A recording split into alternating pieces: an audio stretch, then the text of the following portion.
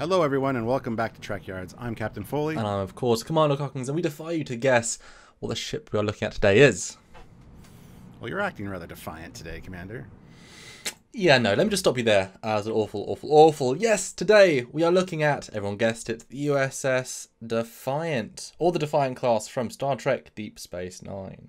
That's right, and today's episode is brought to you by the guys over at Eagle Moss. They have some fantastic models, including this XL Defiant, which is much if bigger. you guys want your own, you can click the link in the description below and go check these out.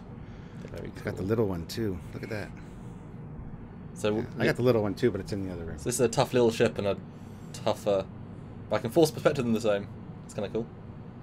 Yeah, exactly. So if you guys click the link in the description below, head on over to Eagle Moss. You can check these out, pick up a few. If you get a bunch of them, you can use the discount code Trekyards at checkout and save yourself some money. So, but back to episode. That's right. We are going to be giving you all the canon facts about this ship today. There are, of course, extended universe and side canon facts from games and books and such, which we won't go into this time. But to keep things simple, we will be exclusively focusing on primary canon information today. This ship has a rather interesting development history, with its development beginning in 2366 as a small, highly powered, heavily armed warship intended to defend the Federation from the new Borg threat that had emerged. Although officially she was an escort vessel and not a warship, as you might have assumed, as that connotation had negative implications to the general public at the time of its development. The then Lieutenant Commander, Benjamin Sisko, was part of the ship's development team at Utopia Planitia Fleet Yards. With this being Starfleet's first dedicated combat vessel, typical luxuries were forsaken, such as holodecks and spacious quarters. Even scientific research labs were extremely limited. The USS Defiant, NX 74205, was the prototype that, as it turns out, had multiple issues and design problems that became very evident during its many shakedown cruises. The ship was overpowered and overgunned for a ship of its size, so much so that the Defiant nearly shook itself apart while the engines were tested at full power. Because these flaws, as well as the combined urgency of that Borg threat, caused Starfleet to shelve the plans for the Defiant and the prototype, and the entire design program was closed down and put into storage. Then, in 2371, after the Dominion threat had emerged, the Defiant was pulled out of storage by the now promoted Commander Benjamin Sisko. A Romulan cloaking device was installed with the caveat that a Romulan specialist was to oversee its operations for use only in the Gamma Quadrant, and then only with the express permission of the Romulan Star Empire. And in return, the Federation was to share any and all intelligence collected in the Gamma Quadrant about the Dominion. Yes, but whatever happened to this arrangement is not known, as the Romulan officer did not stick around very long, and the cloak was then used multiple times in the Alpha Quadrant, and never mentioned again. Without express permission at all. Yeah. Well, once it's invisible, you can't tell where it is to complain. Yeah, they forgot about that port. They forgot about that bit of the storyline. It's fine. Yeah. It would have been cool to have a Romulan officer on board, though, like on a regular basis. That would have been neat. It should also be stated here that Defiant was the only ship of the class that had a cloaking device, even after it got destroyed by the Breen and was later replaced by the Sao Paulo, which was renamed Defiant. That ship did not possess a cloaking device at that point. So it's funny, I actually never noticed that. So they never actually used the cloak after it was destroyed? Yeah, given the state of war, there wasn't as much call for stealth as there was for pulse cannon fire. Yeah, that makes a lot of sense. The Defiant was assigned to Deep Space Nine. It was officially christened on stardate 47538.5. Over the next few weeks and months, many of the ship's flaws, such as the structural integrity field, were fixed due to the hard work and diligence of Chief Operations Miles O'Brien. As a result, Starfleet decided to put the Defiant class into full production, and by the end of 2373, there were a significant number of Defiant class ships in operation, which played a vital role in the Dominion War. The ship was so small, with only 4 decks and a crew complement of merely 50 personnel. The warp core spanned 3 decks in the aft section of the ship, and it was a Class 7 warp drive, and it was so powerful for a ship of its size that the Defiant actually put out a warp signature that was equivalent to a much larger vessel. When energy was diverted from the weapons-ready reserves, the Defiant ship could actually achieve warp speeds of 9.5. So, not the fastest ship, but damn capable. The propulsion systems of the Defiant class were overpowered for her size, to the extent that the original configuration would rip the ship in half if run at full power. This flaw contributed to the mothballing of the prototype. Despite this issue being resolved after the prototype was deployed to Deep Space Nine, some ships produced later, such as the USS Valiant, still suffered from very similar issues. The large power signature of the engines proved taxing for the USS Defiant's cloaking device, and remaining cloaked initially required stopping and powering down the ship, although luckily this issue was resolved, for plot reasons, because that was a hell of a... It's very much like submarine warfare, but you want a nice tense battle, you can't really stop, so makes sense. A total of 4 phaser cannon assemblies were located in forward-facing locations on board Defiant-class vessels. The cannons were located above and below the nacelle root attachment, as you see here. There's one there, and one up there, on the main body on both port and starboard sides of the ship. These specialist pulse phaser cannons had a much higher damage output compared to standard phasers. The Defiant was equipped with standard beam phaser emitters as well, but these only served as a supplement to the primary pulse phaser cannon. Which could be an evolution from what we see in Star Trek II. That's the first time we see like pulse phaser fire, and it looks pretty devastating. So these could just be an evolution of that technology. So they were tied into the warp core, and I think Defiants are too. So would make sense. The Defiant class was equipped with at least 3 standard phaser emitters, 1 each forward and aft, as well as 1 behind the bridge on the dorsal surface. These arrays were included to allow the Defiant to engage multiple targets simultaneously, protect against enemies to the rear, and to allow it to perform strafing runs. The Defiant class's deflector array could also be refitted into a makeshift phaser emitter, providing a one-shot capability in extreme emergencies.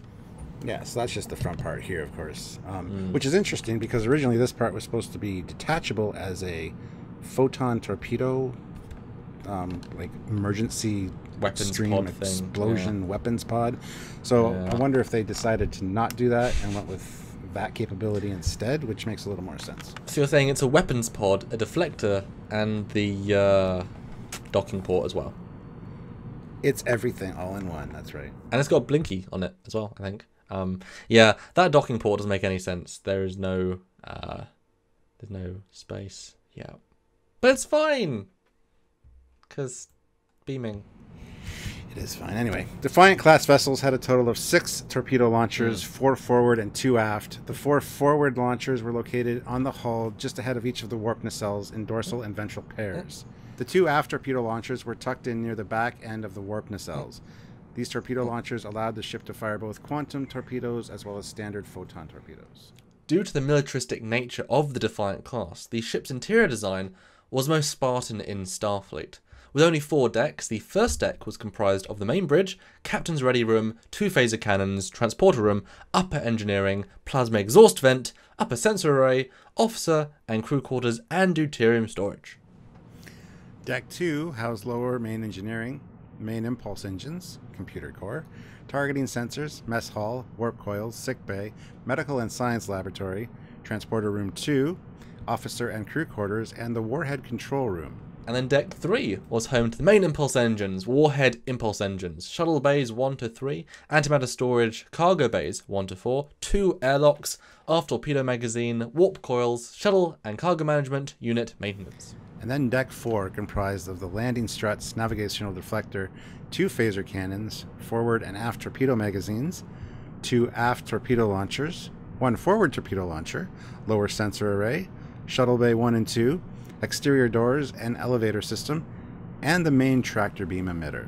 As it turns out, in 2373, the Defiant was given a chance to do what it had been designed for when it participated in the Battle of Sector 001, where a Federation fleet engaged a single Borg cube on its way to simulate Earth. As the cube approached Earth, the Defiant, under the command of Lieutenant Commander Worf, was disabled by... Where was Sisko? He was... busy. taking Jake on a field trip to Bajor. Yes. Anyway, the Defiant was disabled by a tractor beam strike after having sustained massive battle damage. With the ship's main power and defensive systems offline, Worf prepared to ram it into the Borg cube when the USS Enterprise arrived to assist the tattered Federation fleet. I think we've talked about this before, but it in the film it looks as if it didn't do very well. It did fail against the cube, in the sense that the cube is still fine, but it did survive a very, very long battle. So kind of like both very capable and also just not enough. But as the USS Enterprise ended the battle, the Defiant lost life support after sustaining another hit from the Borg tractor beam, and the survivors were transported on board the Enterprise. Shortly after the Borg cube was destroyed, Captain Picard noted that the Defiant, despite being adrift, was salvageable. And there for season whatever of DS9. Because that would have been embarrassing, wouldn't it? The guys that wrote the film say, "Hey guys at DS9, we destroyed the ship. Cool." They're like, "Oh, but it's in 3 more episodes." Nope. Okay. The USS Defiant was destroyed by a Breen warship in 2375, however, during the Second Battle of Chintaka. Another Defiant-class ship, the USS Sao Paulo, was then assigned to Deep Space Nine. Given the USS Defiant's exceptional record under Captain Benjamin Sisko's command, the Chief of Starfleet Operations gave a special dispensation to change the ship's name to Defiant, which was very nice. And how many other ships do you think have done that by Enterprise? Exactly. I have no idea. Probably not many. Although it didn't get the A. And the reason it didn't get the A is just because they have to remake all the VFX shots, and they didn't want to do that in the last season. So they didn't. On this ship, the Sao Paulo, now Defiant, the shield generators were completely reconfigured so they would not be affected by the Breen's devastating energy dampening weapon.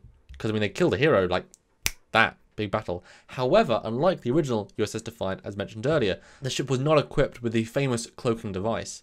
This new Defiant played a distinguished role in the final battle of the Dominion at Calassia Prime and remained stationed at Deep Space Nine by the end of 2375. And then the rest is future history, because we haven't got there yet. That's right. So that's basically it in a nutshell. There is more about the design that we can delve into in future episodes, covering all the side canon, from games, technical manuals, blueprints, and novels. So now it's time for Samuel and myself to maybe discuss some of our thoughts on this tough little ship. I'm impressed. The first time we had that joke is at the end. That's right. I know. That's classy. I restrained myself from putting it in the intro.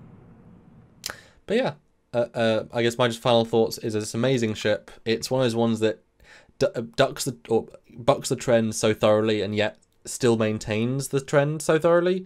It's almost a lucky accident. It wasn't designed to be a Federation original. It was designed to be a cargo ship. Jim Martin tweaked it out to be this, but it's such a cool ship. Such an iconic ship, and the fact that it's such a small ship means you get really nicely detailed miniatures, which I love because you always get the advantage of small ships equal better quality miniatures. Yeah, it's brilliant. And my final thoughts are I wasn't really impressed with this design when I first saw it on screen. I thought, oh, that's kind of an ugly ship. But the more you see it, the more it grows on you. When you see it in battle being super maneuverable, it's fantastic. So I've grown to really appreciate the design.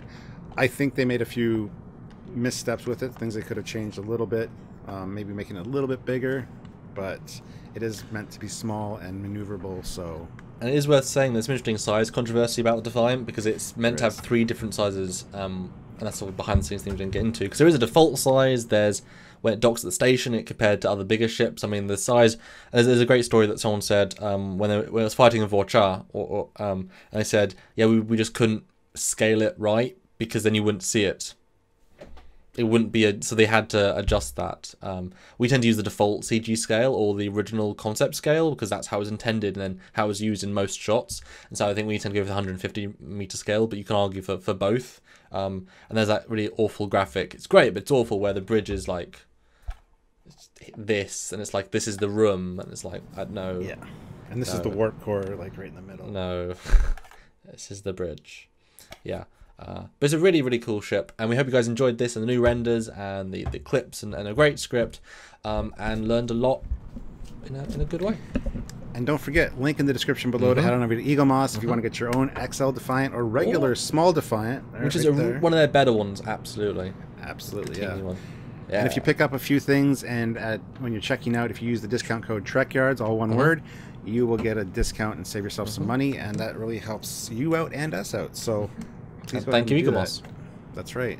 Also, don't forget to like this video, subscribe to the channel, click the notification icon so you get notified when we upload, and make sure you head on over to Facebook and check out our Facebook group because there's a lot of great discussions on cool ships like this all the time. And of course, you can support us directly financially, which is some of the amazing of you do, either on Patreon, it's a monthly donation service. YouTubers like us use that to keep the bills paid, the rent, the electricity, the lights, because there are 3 lights, but there'll be 4 lights eventually. You know, these things take the funds and support anything any month. You know, $1 a month, $2 a month, 10, 50, 100, a million, whatever you want. Or your one-time donation at trekyards.com.